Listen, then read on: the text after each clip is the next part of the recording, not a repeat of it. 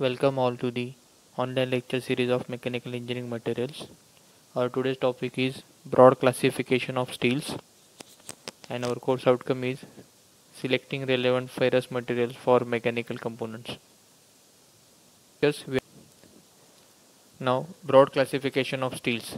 Steel is an iron-based alloy, malleable under proper conditions, containing up to 2% carbon.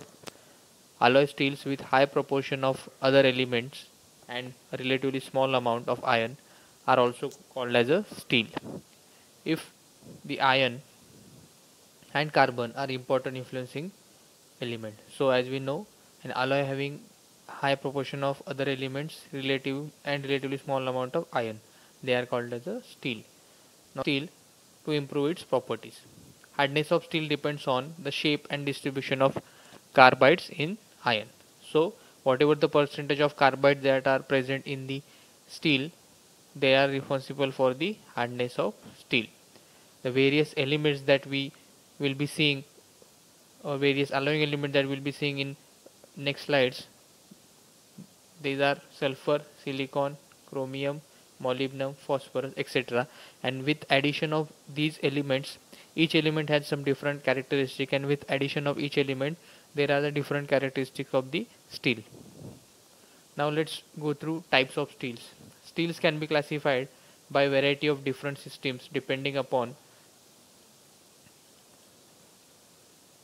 first composition such as carbon, low alloy or stainless steel. So we'll be looking into carbon steel, low alloy steel and stainless steel mainly.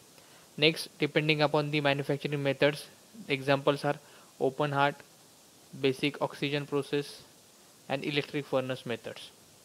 Then finishing methods such as hot rolling, cold rolling, which means how the finishing processes are carried out on a steel. Depending upon that, the steel is classified into two types, that is hot rolling and cold rolling.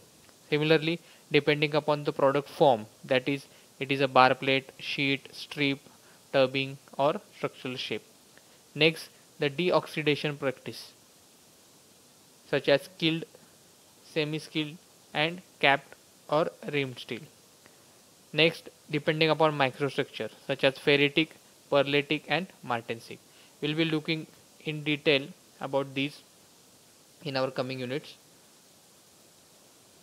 Heat treatment such as annealing, quenching, tempering and thermomechanical processing. So this is the classification of steel depending upon heat treatment. This topic will be covered in detail in unit number 6. In unit number 2, we will be covering mainly the classification of steel depending upon its composition. So the main types are discussed, that are carbon steel, alloy steel, tool steel and stainless steel. So in this unit we will be covering these types of the steel. So let's start with the first type, that is carbon steel. So carbon steel or plain carbon steel, the American Iron and Steel Institute defined carbon steel as follows: a steel in is a carbon steel when it doesn't contain aluminum, boron, chromium, cobalt and columbium. So we can call a steel a carbon steel when it does not contain. Just remember the focus, or the remember the word that it does not contain. So what it does not contain? It does not contain aluminum, boron, chromium, cobalt and columbium. Similarly, molybdenum, nickel, titanium, tungsten, vanadium or zirconium. So all these alloying elements are absent in carbon steel. Copper does not exceed 0.40%, or when the maximum content specified does not exceed the percentage noted, that is copper, if copper is present then it should not be more than 0.4%. If manganese is present it should not be more than 1.65.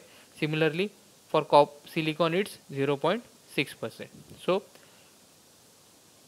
copper, manganese, silicon can be present in carbon steel, but aluminum, boron, chromium, cobalt, molybdenum, nickel, titanium, tungsten, vanadium, zirconium, these elements should not be present. Then it is called as a plain carbon steel.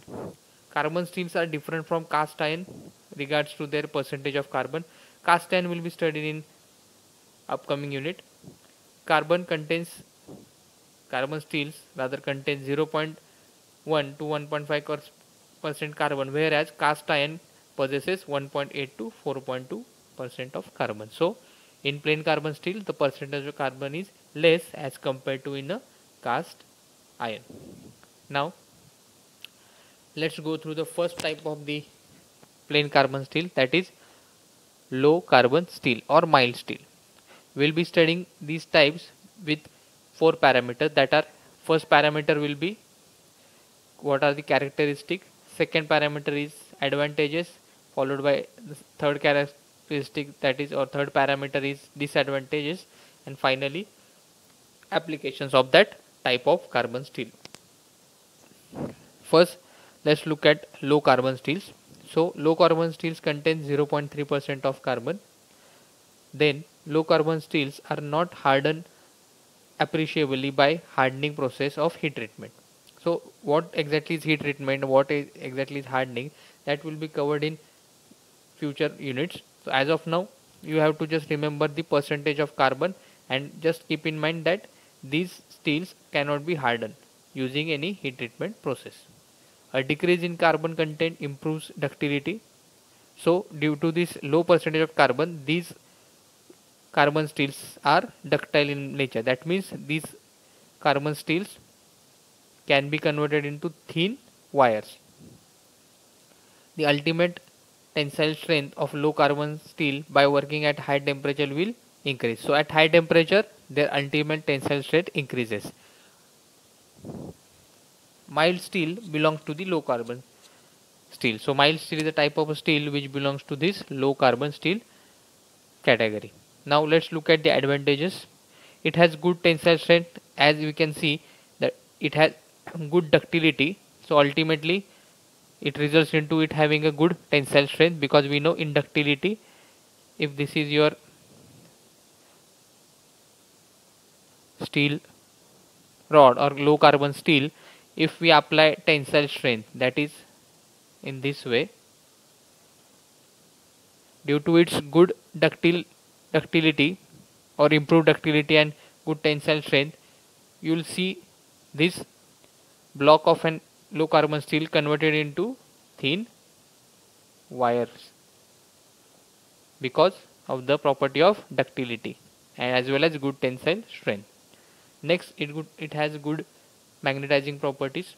So as we know, with magnetic word, we know its property relating to magnetizing a material. It can be easily machined, weld or forged. So as you can see, ductility is good, so definitely it can be easily machined, welded or forged. It is soft, ductile and malleable.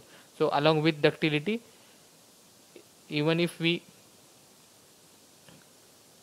take the same block and apply compressive loading, this is nothing but your compressive loading, this is your tensile loading. So even if in case of compressive loading, we can convert this into a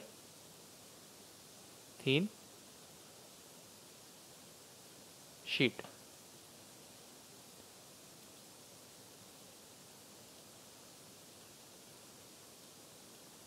Now next is disadvantages. So the corrosion resistance is poor. So the corrosion resistance in low carbon steel is poor. How we can improve this corrosion resistance, that we will be looking into when we study the alloy steels. Now application. Its typical uses are in automobile body panels, tin plates and wire products. Wire products because it has a good ductility. These materials may be used for stamping, forging, seamless tubes and boiler plates. It is used for rod, steel joints, channels, angles, structural section, drop forging, etc. It is used in motors and electrical appliances. Again, this motor and electrical appliances application is totally based on your ductility of low carbon steel. Next. Now after this, we'll look into medium carbon steel. Here also we'll be looking into four parameters. First, let's understand the characteristics of medium carbon steel. So in low carbon steel, it has percentage of carbon up to 0.3, that is maximum percentage 0.3. In medium carbon, The lowest percentage is 0.3 and up to and maximum is 0.6%. It is used for machine components required high strength and good fatigue resistance. What is strength and what is fatigue resistance is already discussed in our previous units. So go through them to understand what are the different mechanical properties. High strength or fatigue resistance, all these are mechanical property of metals. Please go through that lectures to understand or to revise these concepts.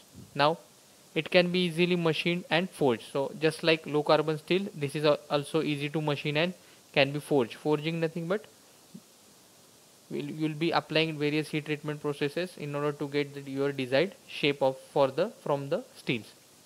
It contains manganese from 0.6 to 1.65 percentage.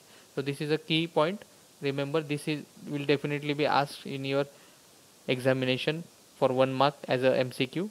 What is the percentage of manganese present in medium carbon steel? There is no manganese present in low carbon steel, but in medium carbon steel manganese is present and its range is 0.6 to 1.65.